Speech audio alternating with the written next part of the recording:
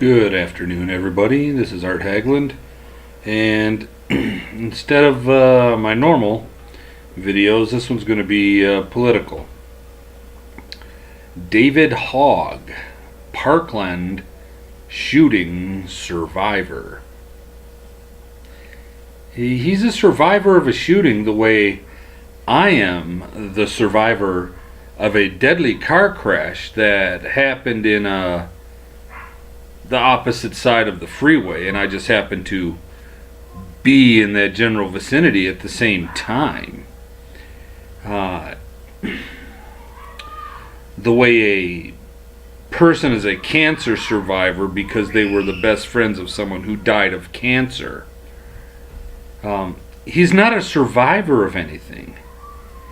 He didn't have the rifle pointed at him. He didn't recover from an injury received from the shooting.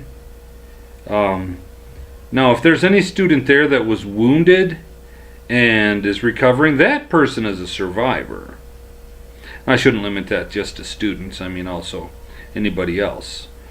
Now on the points that he wants to bring up, it's obvious that he is a political shill at this point, because he seems to believe that the President of the United States is somehow actively in charge of the FBI, deciding the comings and goings of agents. And that's just not the way it works.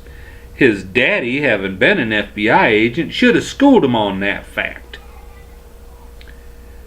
And it's really funny that he wants to give a pass to the local sheriff and scoot the buck on all the way up to the governor of the state of Florida, in a like manner that the governor of the state of Florida is not in charge of that sheriff's department, not in charge of the sheriff deputies that didn't go into the school when shooting was going on. So he really does want to pass the buck along and put blame where it doesn't belong, all the while claiming a status that doesn't belong to him. Now, if they were just going to say this is a student from this school and he got the crap scared out of him because a shooting happened at his school, hey, there's nothing wrong with that. That would be honest.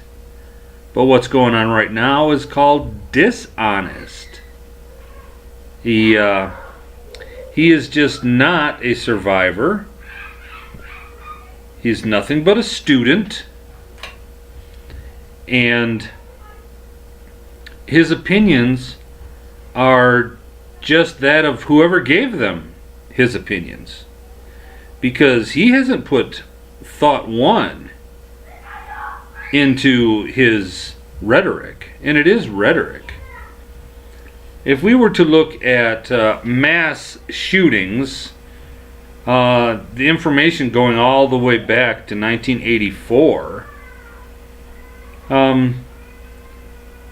15 people a year die on average, something like that, versus 2.5 million people that die of all causes.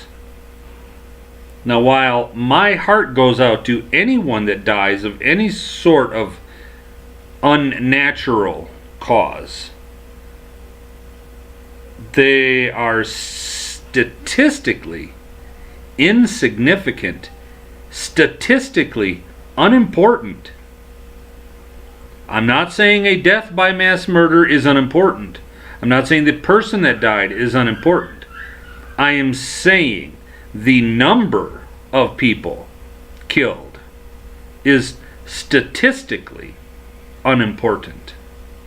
And you do not throw an entire society into upheaval for a fraction, 0.0015%. You don't do that. That's not even a squeaky wheel. As with all the other politically left propositions right now, what we are seeing is if Black Lives Mattered, they would go against all the black on black crime. Which, when it comes to murders in the USA, if you got rid of black on black murders, wow, we wouldn't even be on the radar as far as a nation that has murders involved in it. So we can't be moved by emotion. Knee-jerk reactions are almost always the wrong thing to do. Saying that we should get rid of the Second Amendment.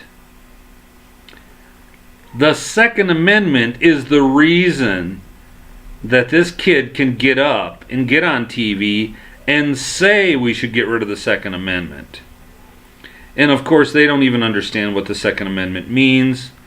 The Second Amendment is not about individuals forming a militia. The Second Amendment is saying that a nation needs a militia to protect itself. And the rights of the individual to be armed won't be infringed because the individual, like the nation, needs to be able to protect itself by being armed.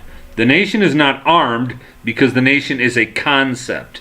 It is a legal construct. The nation is not a person that can walk around.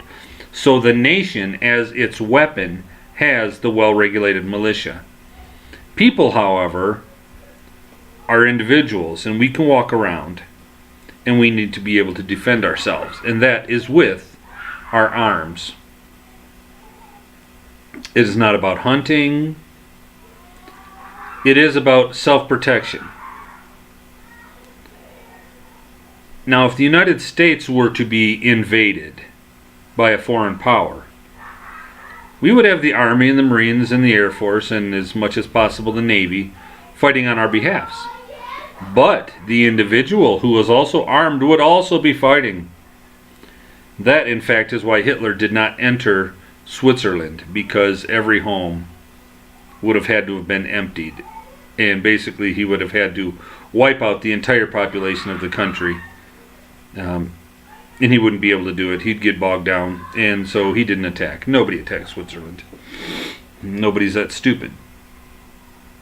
So you've got these kids that got scared because something bad happened. All right. Well, there's a lot of other things that people have been scared about. A lot of other things that have killed a lot of people, including kids. And if we look at some of those things, we would be able to know that it just is not honest for them to want to get rid of the Second Amendment, to get rid of people that own firearms. And once again, it needs to be re-explained to people because they just do not seem to understand what a semi-automatic gun is. If you're talking about a pistol, then you could say it's military issue and military grade, because the pistol is not full automatic. If you pull the trigger one time, it shoots one bullet. It doesn't shoot multiple bullets. It doesn't continue to shoot until you let go. You need to have a federal Class 3 firearms license for each weapon that would be full automatic for you to have them. Last time I checked, it was between $350 and $500. I do not honestly know what it is right now, but it has not gone down.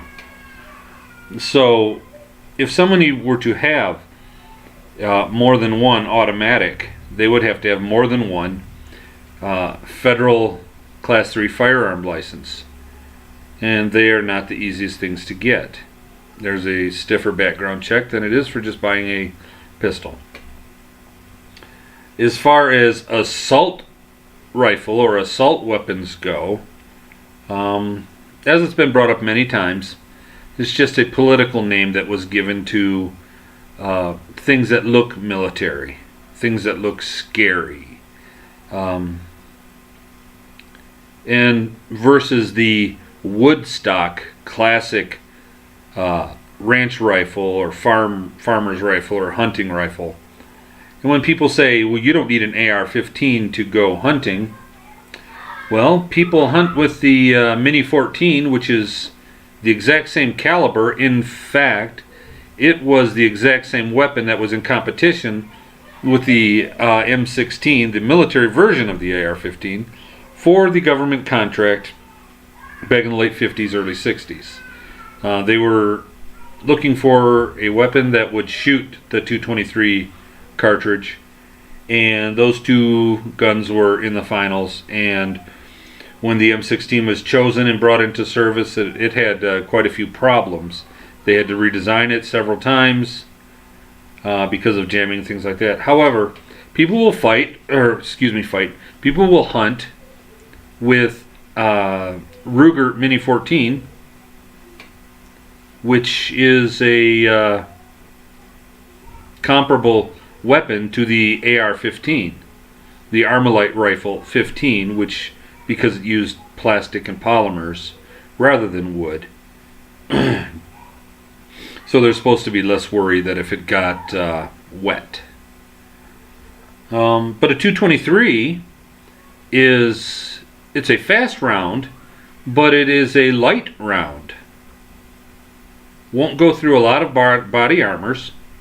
It'll get stopped by one or two phone books, I believe it is. But you could get a 30-30 or a 30-06, much more powerful, in a semi-automatic weapon.